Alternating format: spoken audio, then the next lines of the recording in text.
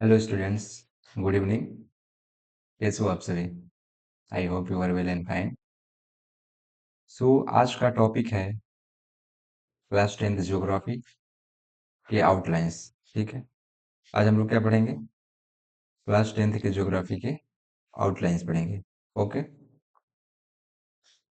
तो जो भी बच्चे जो हैं क्लास 10th में हैं वो इस क्लास को देख सकते हैं। ये क्लास जो है सीबीएसई बोर्ड और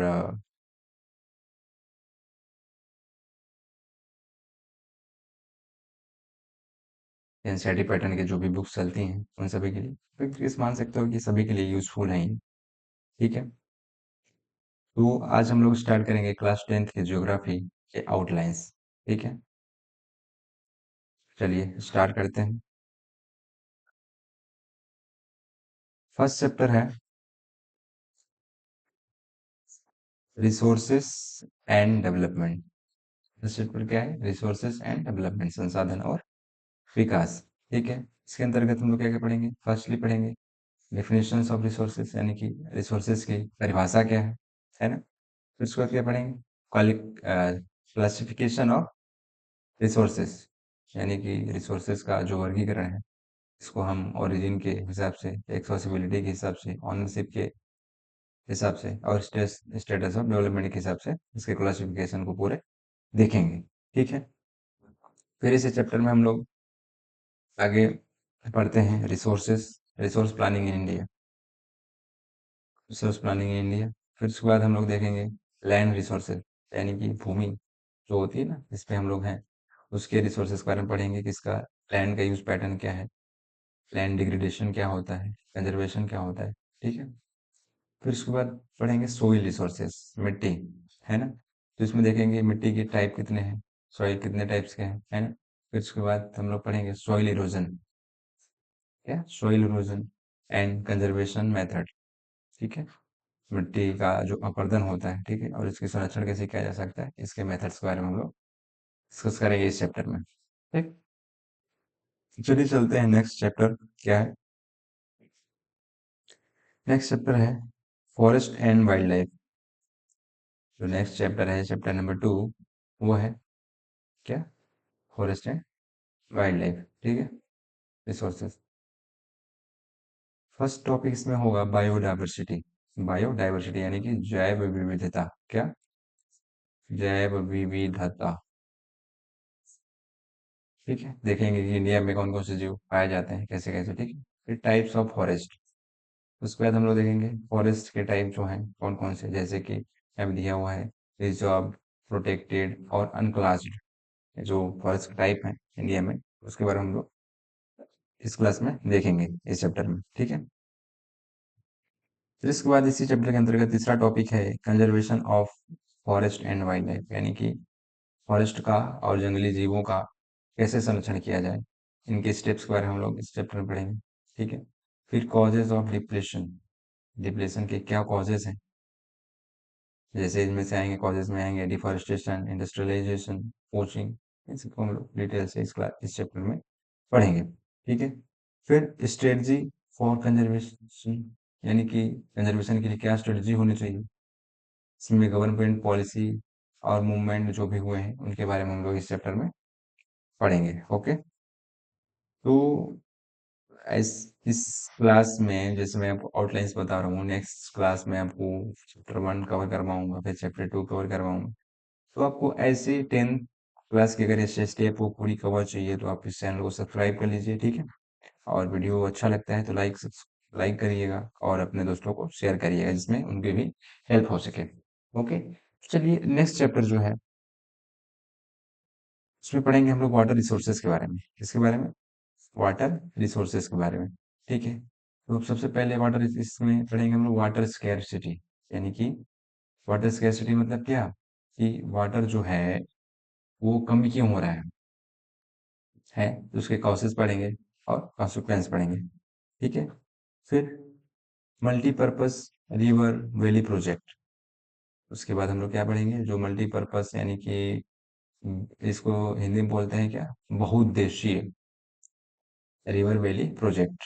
ठीक है, बहुउद्देशीय नदी परियोजना जो होता है। ठीक है, इसके अंतर्गत हम पढ़ेंगे भाखड़ा नांगल, हीराकुंड, तेहरी, ये सब बांध परियोजनाएं हैं, जो बहुउद्देशीय परियोजनाएं हैं। ठीक है, इन सब के बारे में हम लोग थोड़ा थोड़ा डिस्कस करेंगे चैप्टर में। ओके, फिर उसके बाद थर्ड जो इसमें टॉपिक आएगा वो आएगा dispute over sharing of water, यानी कि जितना वाटर है किस किस एरिया में कितना कितना डिस्प्यूट हुआ हुआ है। ठीक है, उसके बारे में पढ़ेंगे। फिर उसके बाद रेन वाटर हार्वेस्टिंग पढ़ेंगे इसी चैप्टर के अंतर्गत, कि रेन वाटर हार्वेस्टिंग यानी कि जो रेन वाटर आता है उसको कैसे प्रोटेक्ट करके रख सकते हैं हम लोग। ठीक, ट्रेडिशनल और मॉडर्न मेथड्स जो भी होते हैं। ठीक है, जैसे हम लोग करते हैं ना, रेन वाटर जो आता है उसको छत पे इकट्ठा कर लेते हैं और धीरे धीरे भूमिगत उसमें प्रवाहित कर देते हैं, है ना। इन चीजों को हम लोग पढ़ेंगे। ठीक, फिर फोर्थ चैप्टर आ जाता है। फोर्थ चैप्टर क्या है? एग्रीकल्चर। फोर्थ चैप्टर क्या है? एग्रीकल्चर मीन्स क्या होता है? कृषि। क्या? कृषि। इसी चैप्टर के अंतर्गत हम लोग देखेंगे क्या types of farming in India, यानी कि अपने इंडिया में कितने टाइप्स के फार्मिंग होते हैं। जैसे इसमें लिखा हुआ है, इसमें जिस पर पढ़ेंगे प्राइमरी प्रकार के, सब्सिस्टेंस एंड कमर्शियल, है ना। फिर उसके बाद क्रॉपिंग पैटर्न के बारे में पढ़ेंगे, रबी, खरीफ, जायद। ठीक है, इस चैप्टर में हम लोग पूरा पढ़ेंगे। ठीक है, उसके बाद मेजर क्रॉप्स पढ़ेंगे। मेजर क्रॉप्स कौन कौन से हैं अपने इंडिया के? Rice, wheat, pulses, oil seed, sugarcane etcetera. इन सभी के हम लोग देखेंगे कि कैसे टेम्परेचर में इनका प्रोडक्शन होता है। ठीक है, और कहाँ पे ज्यादा पाया जाता है, कहाँ पे कम पाया जाता है, इन सब के बारे में हम लोग अच्छे से पढ़ेंगे। ठीक है, फिर इसी चैप्टर के अंतर्गत पढ़ेंगे टेक्नोलॉजिकल एंड इंस्टीट्यूशनल रिफॉर्म्स। क्या पढ़ेंगे? टेक्नोलॉजिकल एंड इंस्टीट्यूशनल रिफॉर्म्स पढ़ेंगे, जिसमें हम लोग पढ़ेंगे green revolution, MSP etcetera. Green revolution क्या? हम लोग पढ़े होंगे कि इसमें हरित क्रांति इसको बोलते हैं हिंदी में, एमएसपी मतलब कि इसका मार्जिन जो है सेट किया जाता है। ठीक है, चैलेंजेस पढ़ेंगे एग्रीकल्चर के लिए क्या क्या चैलेंजेस हैं। ठीक है, उसके बारे में हम लोग अच्छे से इस चैप्टर में पढ़ेंगे। तो ओवरऑल आपको एग्रीकल्चर के बारे में पूरा इंडिया में एग्रीकल्चर कैसा होता है, कितने टाइप के होते हैं, मेजर क्रॉप्स कौन कौन से होते हैं, इन सब के बारे में चैप्टर में आपको पढ़ने को मिलेगा। ठीक है, फिर देखते हैं chapter number 5, minerals and energy. क्या? मिनरल्स एंड एनर्जी मीन्स क्या होता है? खनिज और ऊर्जा। ठीक है, तो इस चैप्टर में हम लोग क्या पढ़ेंगे? Firstly types of minerals, minerals के जो प्रकार हैं उसके पढ़ेंगे। मेटालिक एंड नॉन मेटालिक, धात्विक एंड अधात्विक। ठीक है, फिर उसके बाद पढ़ेंगे distribution of minerals in India, मतलब कि मिनरल्स जो है इंडिया में कहाँ कहाँ स्थित है उसके बारे में हम लोग पढ़ेंगे। ठीक है, कौन सा मिनरल कहाँ पे है, ठीक है, कहाँ पे डिस्ट्रीब्यूट है, उसके बारे में हम लोग अच्छे से पढ़ेंगे इस चैप्टर में। ठीक है, जैसे कि अगर बोला जाए तो सोना, सोना कहाँ पे? कोलार कर्नाटका में, हीरा पन्ना में। मतलब इन चीजों को, बेसिक बेसिक चीजों को हम लोग देखेंगे। ठीक है, फिर उसके बाद कंजर्वेशन ऑफ मिनरल रिसोर्सेज, अब मिनरल रिसोर्सेज की संरक्षण कैसे कर सकते हैं इसके बारे में पढ़ेंगे। फिर एनर्जी रिसोर्सेज। क्या? एनर्जी, एनर्जी मतलब ऊर्जा के संसाधन जो होते हैं उनको पढ़ेंगे। जैसे कन्वेंशनल में आ जाएगा कोल, पेट्रोलियम। ठीक है, फिर नॉन कन्वेंशनल में आ जाएगा क्या? Solar, wind, tidal, etcetera. ठीक है, तो इस चैप्टर में हम लोग मिनरल और एनर्जी के बारे में फुल्ली अच्छे से पढ़ेंगे। ठीक है, फिर नेक्स्ट है chapter number 6, manufacturing industries. Manufacturing industries, ठीक है, यानी कि विनिर्माण उद्योग जो होते हैं। ठीक है, तो सबसे पहले हम लोग इस चैप्टर में इसके इंपॉर्टेंस के बारे में जानेंगे कि मैन्युफैक्चरिंग आखिर है क्या।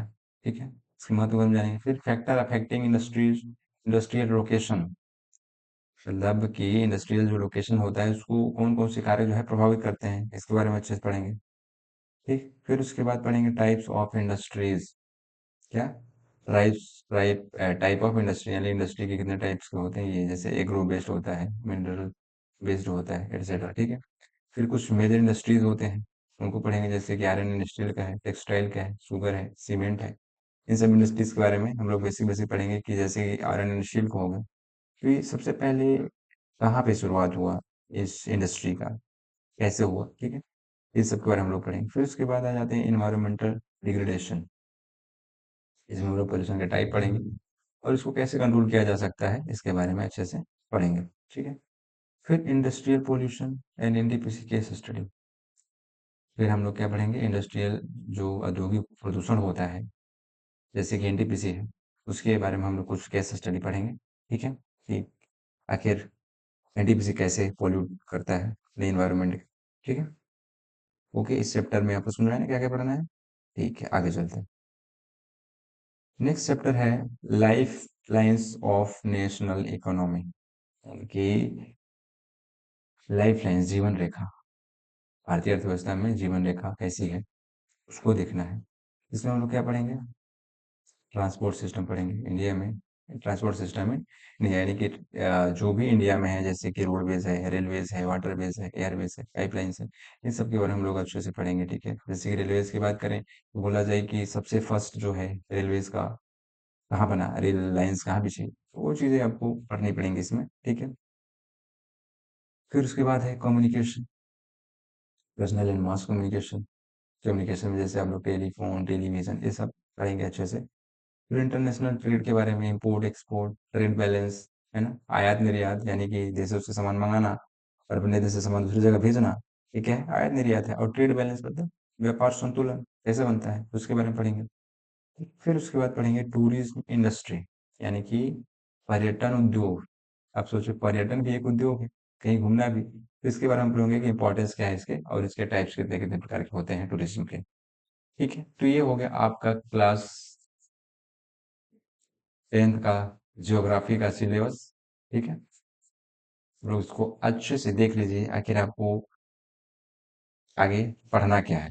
ठीक है, ठीक है, मैं नेक्स्ट डे आपको इसका फर्स्ट चैप्टर करवाऊंगा। ठीक है, तो आप इसको ध्यान रखिएगा। ओके, और अपने दोस्तों को शेयर कर दीजिएगा इस वीडियो को ज़्यादा से ज़्यादा, ताकि वो भी इसका फ़ायदा उठा सकें, है ना। तो चलिए, थैंक यू, बने रहिएगा हमारे चैनल पे और देखते रहिएगा ऐसे ही अच्छी अच्छी वीडियोस।